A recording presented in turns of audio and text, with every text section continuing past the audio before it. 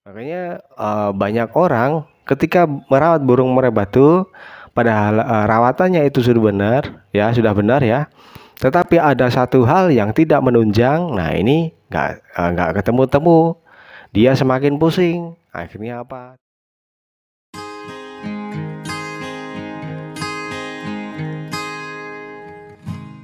Assalamualaikum warahmatullahi wabarakatuh. Halo sahabatku Sobi, kita berjumpa kembali.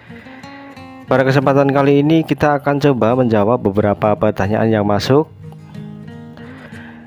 Untuk yang pertama, pertanyaan masuk dari teman kita yang memiliki akun adalah Om Rian Hidayat. Beliau berkomentar di video dengan judul tips agar tidak salah jalan dalam merawat murai batu.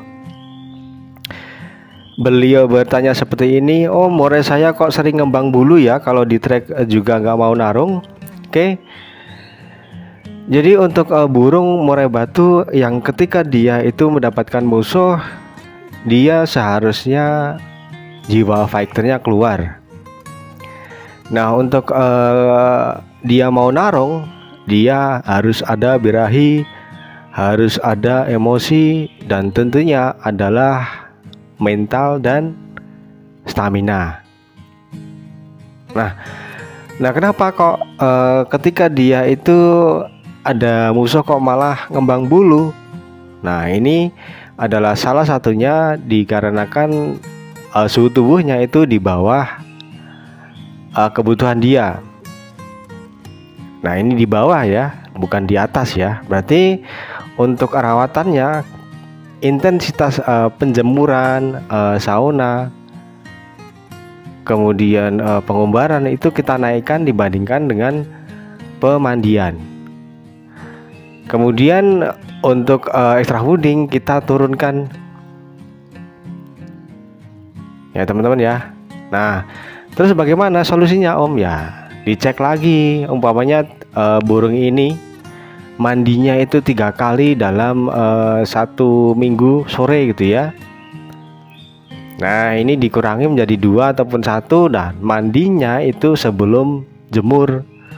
Jadi pagi sebelum jemur itu mandikan dulu, terus habis itu angin-anginkan, kemudian jemur. Dan untuk extra foodingnya yang biasanya mungkin 7 ataupun 10 ya diturunkan kurang dari itu. Nah, bisa dicek nanti setelah dirawat seperti itu bagaimana burungnya, apakah ada peningkatan atau tidak. Kemudian lagi untuk pengembunan ini juga dikurangi. Kemudian pertanyaan selanjutnya datang dari teman kita yang memiliki akun adalah Om Tabuan Naning. Beliau berkomentar di video dengan judul "Berikan settingan lomba yang pas untuk murai batu". Pertanyaan beliau seperti ini, "Om, murai saya di rumah volumenya kencang, tapi pas di gantangan kok kurang ya?" Oke. Nah, ini adalah salah satu faktor ketika burung murai batu dia itu pas ketemu musuh itu, satu, mentalnya itu agak sedikit turun. Yang kedua, emosinya juga turun. Tetapi yang kedua inilah yang biasanya paling berpengaruh. Lantas bagaimana rawatannya? Ya tentunya intensitas penaikan sistem metabolisme dia itu kita naikkan, yaitu dengan rawatan pengembunan turun, kemudian pemandian juga turun, penjemuran naik, kalau ada pengumbaran sauna naik, kemudian diberikan full kerodong, jangan sering diablak. Nah, ini juga rawatan dalam rangka menaikkan otot dan stamina dia, asalkan modal awal yaitu extra fooding itu tercukupi. Tetapi kalau belum tercukupi, ketika kita naikkan emosinya, ya dia bisa mencret, dia bisa kurus, dia bisa nyilet, dia bisa tidak sehat. Itu ya, jadi kita sesuaikan dengan nutrisi yang kita berikan dia di dalam rawatan setiap hari. Oke ya. Kemudian untuk pertanyaan selanjutnya, ini datang dari teman kita yang memiliki akun adalah Om Yoki Robianto. Beliau berkomentar di video dengan judul "Ciak bulu disertai mangap". Pertanyaan beliau seperti ini: "Oh maaf, murai saya cabul bulu dubur, kaki dan dada. Dikasih jangkrik satu bunyi dari pagi sampai sore, tapi cuman ngoklok. Jika saya kerodong makin parah. Pernah saya gantang masuk nominasi tapi ngeruji. Saya bingung ini OB atau OE." Nah ini ya, ini adalah salah satu contoh untuk burung murai batu ataupun burung-burung yang lain. Ketika dia itu cabul bulu purut umpamanya, kan ada yang menyebut dia itu over birahi. Kemudian ada juga yang menyebut dia ketika cabul sayap dia over emosi. Terus ada lagi yang menyebut bahwa dia cabut bulu ekor itu kurang tenaga. Jadi seolah-olah kita itu sudah memastikan untuk ciak bulu di bagian tertentu itu sudah pasti OE, sudah pasti OB, sudah pasti kekurangan tenaga, seperti itu ya. Nah inilah yang terjadi contohnya untuk burung ini. Terus dia itu cabul dari bulu dubur, kaki dan dada. Nah ini sebenarnya hampir satu tempat ya, tetapi untuk teman-teman ya, untuk pengetahuan saja bahwa di tempat dia di mana ciak bulu itu tidak bisa menggambarkan bahwa dia OB, dia OE atau dia kekurangan tenaga, seperti itu ya. Jadi tidak bisa menggambarkan dari mana tempat dia itu cibul, dia menggambarkan pasti OE, pasti OB, pasti kurang tenaga. Itu tidak bisa ya teman-teman ya. Nah oke.